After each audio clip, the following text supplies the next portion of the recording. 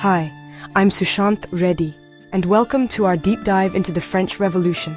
Now, you might think of the French Revolution as just a bunch of angry people in Paris with pitchforks, a story about cake, or maybe just the vague, historical reason why the musical Les Miserables is so, miserable. And you wouldn't be entirely wrong, but it's also so much more complex and so much more important than that. It's a story about the seismic, earth-shattering collision of ideas and realities. A moment when the very concepts of nation, citizen and rights were thrown into a crucible, melted down and reforged into something new, something that would shape not just France, but the entire modern world.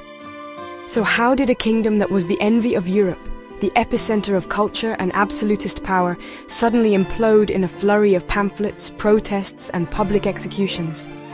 What happens when abstract philosophical ideas about liberty and equality cooked up in Parisian salons suddenly get handed to hungry, desperate people on the streets? It gets messy, it gets bloody, it gets revolutionary. This wasn't just a political upheaval, it was a societal reinvention from the ground up, an attempt to erase 1,000 years of history and start over at year one. Literally, they tried to restart the calendar. Over the next few minutes, we're going to unpack the key concepts that defined this chaotic, terrifying, and ultimately world-changing period.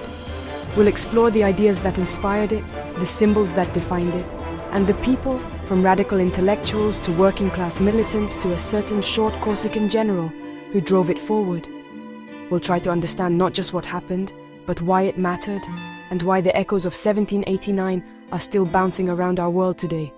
So grab your tricolor cockade and let's get started. So if you know one thing about the French Revolution, it might be its powerful three-word motto: Liberté, Égalité, Fraternité. Liberty, equality, fraternity. This wasn't just a catchy phrase for a t-shirt, it was the ideological engine of the entire movement, a distillation of centuries of enlightenment thought into a revolutionary battle cry. Liberty meant freedom from tyranny, an end to the absolute power of a monarch who answered to no one but God. It was the freedom to speak your mind without being thrown into a dungeon, to participate in the laws that governed you, to not have your life dictated by the whims of a distant, unaccountable king. It was a radical demand for individual autonomy in a world built on hierarchy and obedience. Then you have equality, and this was, in many ways, even more revolutionary. It was a direct assault on the entire social structure of the Ancien Regime, the old order. It declared that your worth as a human being wasn't determined by your birthright. It didn't matter if your great-great-great-grandfather was a duke or a baker. Under the law, all citizens should be equal. This meant equal justice, equal taxes, and equal opportunity. It was a promise to dismantle the complex web of privileges that propped up the aristocracy and the clergy, leaving everyone else to bear the burdens of the state. And finally, fraternity, or brotherhood. This was the glue meant to hold the new society together. It was the idea that all citizens of France were part of a single national family, bound by a shared destiny and mutual responsibility, replacing loyalty to a king with loyalty to each other and to the nation itself. Every revolution needs a spark, a single dramatic event that transforms simmering discontent into an open inferno. For the French Revolution, that event was the storming of the Bastille on July 14th, 1789. Now, let's be clear. The Bastille wasn't exactly overflowing with political prisoners at the time. In fact, on the day it was stormed, it held only 7 inmates, most of whom were counterfeiters or lunatics. And the crowd wasn't initially there to free prisoners. They were there for the gunpowder and weapons they believed were stored inside. The royal governor of the prison, the Marquis de Launay, refused, negotiations broke down, and things got violent. Fast. After a bloody, chaotic firefight, the crowd of artisans, shopkeepers, and laborers overwhelmed the prison's defenders. They took the governor captive, murdered him, and paraded his head on a pike through the streets of Paris. It was brutal, it was visceral, and it was unbelievably symbolic. The Bastille was a medieval fortress that loomed over the city, a tangible stone and mortar representation of the king's absolute and arbitrary power. Tearing it down, brick by brick, was more than just capturing an armory. It was a physical act of dismantling despotism. It showed the people of Paris and the world that the power of the monarchy was not invincible. It could be challenged, and it could be broken by the collective will of the people. This act electrified the nation and became the revolution's defining moment of defiance. So why were people so angry in the first place? To understand that, you have to understand the Ancien Regime's social structure, known as the estates system. Imagine French society as a three-layer cake, but only the bottom layer has to hold up the other two, and also it gets eaten first. The first estate was the clergy. These were the high-ranking officials of the Catholic Church, who owned about 10% of the land in France and collected enormous revenues from tithes. Critically, they paid almost no taxes. The second estate was the nobility. These were the aristocrats, the dukes, counts, and barons who held the top jobs in the government and the military, owned about 25% of the land, and also, surprise, surprise, were exempt from most taxes. And then there was everyone else, the third estate. This wasn't just one group. It was about 97% of the entire population of France. It included everyone from wealthy merchants and lawyers, the bourgeoisie, to urban workers, artisans, and the vast majority of the population, the poor rural peasants who worked the land. This massive group had virtually no political power, no privileges, and bore the entire weight of the kingdom's taxation. So when France was teetering on the edge of bankruptcy, thanks in part to extravagant royal spending and costly wars, guess who was asked to pay more? The third estate. This fundamental, galling inequality was the dry tinder of revolution just waiting for a spark. In the whirlwind of 1789, the newly formed National Assembly decided it needed to lay down some ground rules for the new France they were trying to build. The result was one of history's most important documents, the Declaration of the Rights of Man and of the Citizen. If this sounds a bit like the American Declaration of Independence, that's because it absolutely is. Ideas, like people, cross oceans. Steeped in the philosophy of the Enlightenment, drawing heavily from thinkers like John Locke and Jean-Jacques Rousseau, the Declaration was a radical statement of principle. It asserted that all men, and we'll get to the men part in a bit, are born and remain free and equal in rights. These rights weren't gifts from a king. They were natural, inalienable, and sacred. The document proclaimed liberty, property, security, and resistance to oppression as fundamental human rights. It called for freedom of speech, freedom of religion, and equality before the law.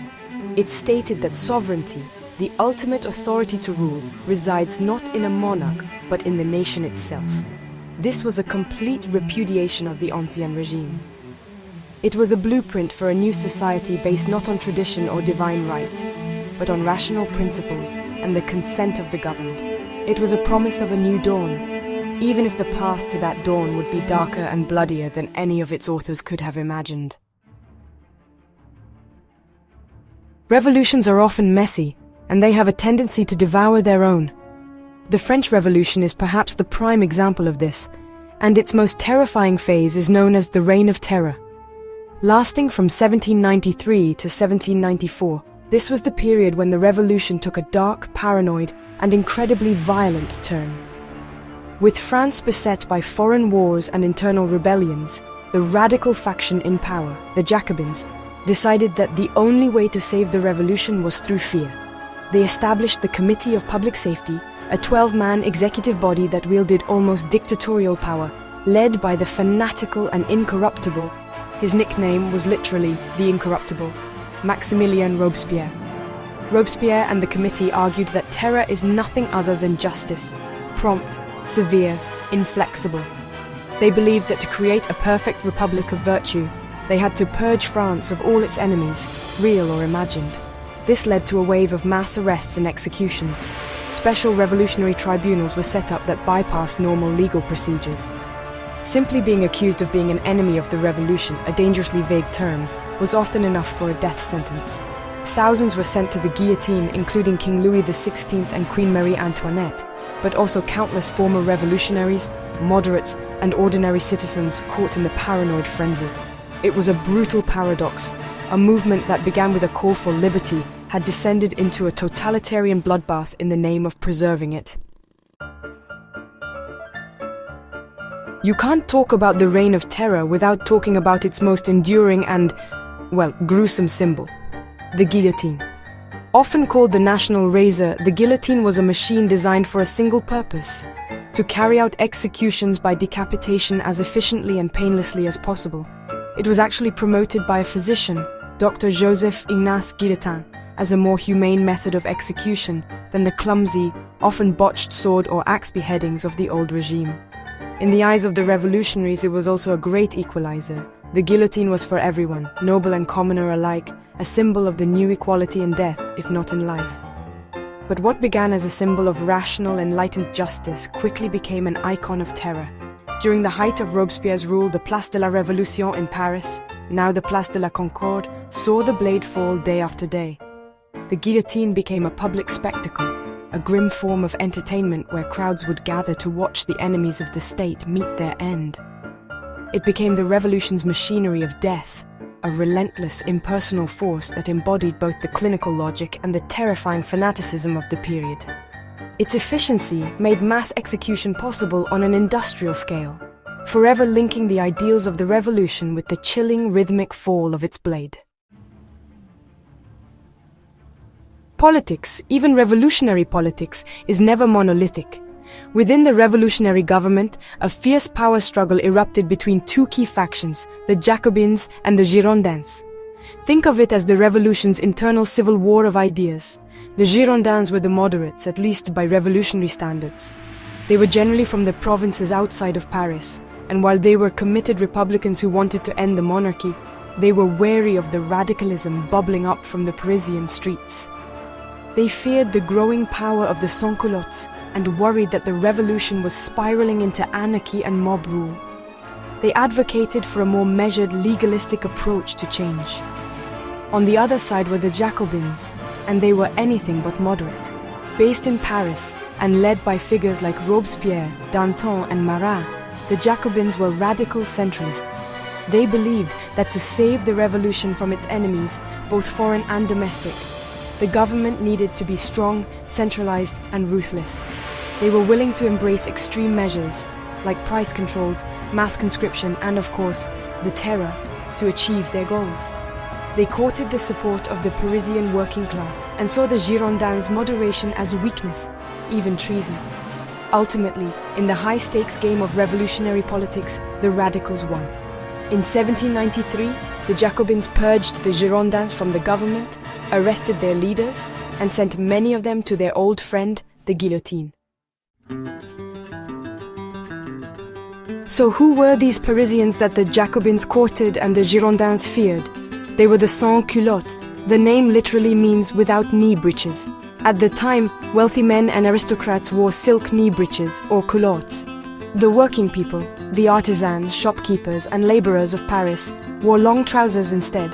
So sans-culottes was initially a term of derision, but it was quickly adopted as a badge of honor, a symbol of their identity as the true hard-working people of the revolution, distinct from the effete, corrupt aristocracy. They were the muscle of the revolution on the streets of Paris. The sans-culottes were not just a fashion statement, they were a potent political force. They were the ones who stormed the Bastille, who marched on Versailles to bring the king back to Paris, and who formed the backbone of the revolutionary mobs. They were driven by gut-level concerns, the price of bread, the fear of traitors, and a passionate, often violent demand for radical social and economic equality. They pushed the revolution in a more extreme direction, demanding direct democracy, price controls on food, and punishment for hoarders and counter-revolutionaries. While they weren't a formal political party, their constant pressure from the streets was a major factor in the rise of the Jacobins and the implementation of the terror. After years of chaos, war, and the bloody purges of the Terror, France was exhausted. The revolution had overthrown the old order, but it had failed to produce a stable new one. The government that followed Robespierre, known as the Directory, was corrupt, weak, and unpopular. The French people longed for order, for stability, for a hero who could end the chaos and consolidate the revolution's gains. And that hero, or perhaps that opportunist, arrived in the form of a young, brilliant, and phenomenally ambitious Corsican general named Napoleon Bonaparte. He had made a name for himself with stunning military victories, defending France against its European enemies. In 1799, Napoleon saw his chance. In a swift coup d'etat, he overthrew the Directory and established himself as first consul, effectively the military dictator of France. He paid lip service to the ideas of the revolution, but in reality, He was restoring order through authoritarian rule. He ended the internal strife, reformed the legal system with his Napoleonic Code, which, to be fair, did cement principles like equality before the law, and stabilized the economy. The French, weary of revolution, largely welcomed him, but his ambition didn't stop there. In 1804, he crowned himself Emperor of the French, bringing the revolutionary era to a close. The nation that had executed a king to create a republic had, in just over a decade, ended up with an emperor. So in the end, was the French Revolution a failure? I mean, it began by killing a king and ended by crowning an emperor. That seems like, not a great outcome if your goal is no more monarchs. But to see it that way is to miss the point. The revolution completely and irrevocably shattered the old world. The ideas it unleashed, liberty, equality, popular sovereignty, nationalism, could not be put back in the bottle.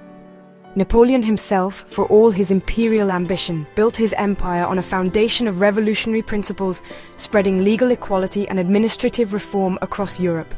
The Ancien regime was dead, and it wasn't coming back. The French Revolution became the model, the blueprint for nearly every revolution that followed. It provided the political vocabulary we still use today: left-wing, right-wing, terrorism, human rights. It demonstrated the awesome, terrifying power of a mobilized populace and the potent force of nationalism. It showed that an entire society could be fundamentally reimagined and re-engineered, for better and for worse. The legacy is complex, a mix of inspiring democratic ideals and a cautionary tale about how utopian dreams can curdle into totalitarian nightmares. It's a story of progress purchased at a terrible price. Ultimately, the French Revolution forces us to ask huge, difficult questions. What is freedom? What is justice? What are the limits of what people will do in the name of a better world? There are no easy answers, which is precisely why this decade of chaos in France over 2 centuries ago remains one of the most important and endlessly fascinating episodes in all of human history.